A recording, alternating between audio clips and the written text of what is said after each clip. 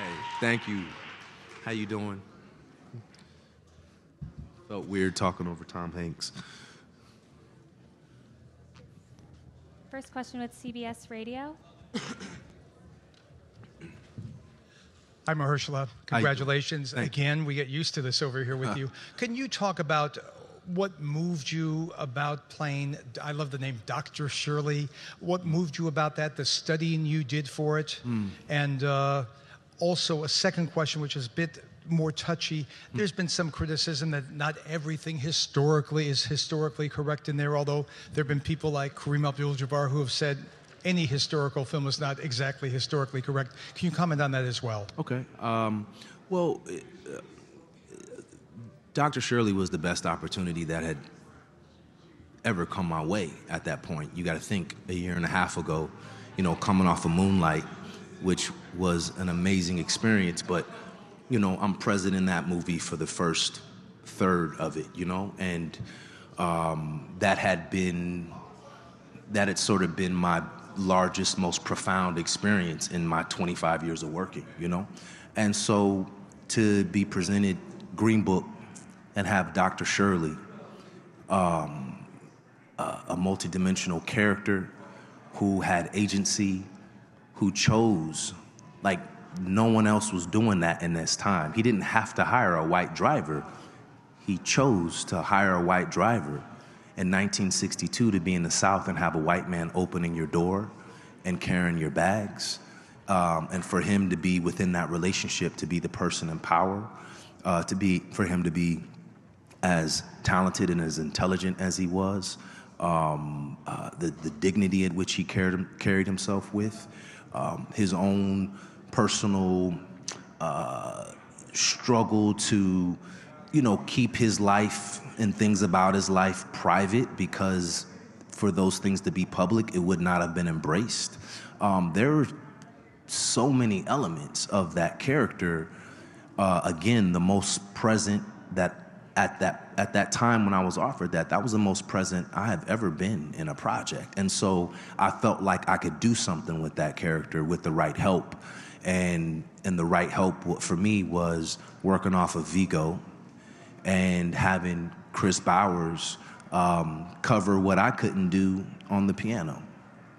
In terms of the historical accuracy of the film, I think some of the things that are questioned can be answered in just listening to Dr. Shirley talk, which everybody is privy to do, you know, and some of the articles or snippets that were more recently released. I think it kind of need people to go back and see what Dr. Shirley has to say for himself and sort of circle back. And if there's questions about the accuracy of something, I think, you know, there's the right people who can address that. But I feel like my job is always the same. I have to assume whether it's fiction or nonfiction that it's the truth.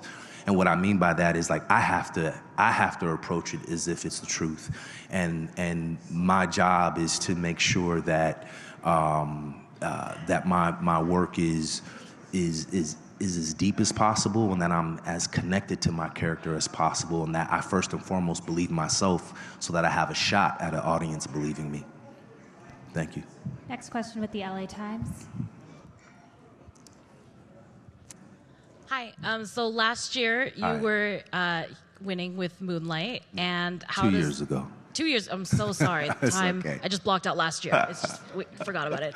No, so last time you were here, you won for Moonlight. How does this year's win compare to last year or 2 years ago? You know what? I don't know how it compared. It was different. It was my first time sort of in this position. And it felt amazing, and to be a part of that cast and feeling like we really accomplished something special was it was life-altering, you know.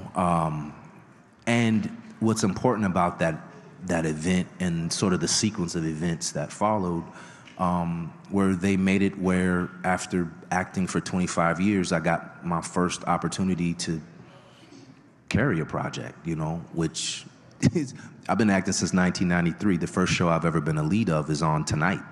you know? And so this is, to come around now and be back here for Green Book, it's humbling.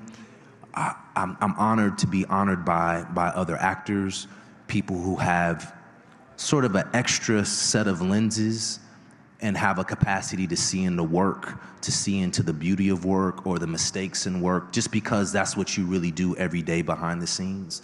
But being back here, it feels amazing. It's not something that I can or would ever get used to or take for granted, because it's a real gauntlet, you know? And at the end of the day, or at the start, you're really just trying to do great work and tell great stories and inspire people and be inspired by people. This will be the last question with Twitter. Hi, Mahershala. Hi. I'm Keaton. So I have a question for you from a fan on Twitter. Okay. Her name is Kate. Okay. What types of stories would you like to see represented more in film and television? And if there's anybody that you haven't thanked yet or you didn't have a chance to thank on stage, we have a thank you camera. We'll post it a little bit later. Okay. But question first. What type of stories would I like to see on in Yes. film? More importantly, I think underneath that question is the filmmakers and people getting the opportunity to tell stories. People who have a more difficult time of getting within the tribe and the fraternity of filmmakers, and are therefore enfranchised to tell stories. So I just want to keep seeing new or voices that have been passed over to some degree. You just want to see a diverse array of filmmakers, men and women, have opportunities to tell their stories, because I think that will naturally lend to a different offering and sort of widen the scope and sort of deepen film, because you just have people with unique points of view who have not traditionally had their stories told or been in a position to tell their stories. So I would just like to continue to see new filmmakers and new voices get their opportunities. Boots Riley, I've known for, 20 years or whatever, and know him in a totally different capacity. And so to see him, really become a filmmaker and a really good filmmaker, that guy's brilliant, and you want to continue to see voices like that be supported.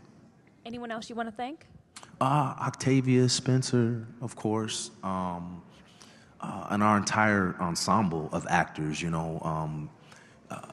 Many, don't get the credit that they deserve, but everybody played their part. And if something wasn't working on the day, it stood out. And we all worked to make adjustments and do the best work we could, but everyone's contribution was so critically important to the story working. So, yes, Octavia and the rest of the ensemble. Thank you. Thank you. Thank you. That was the Thank last you. question. All right.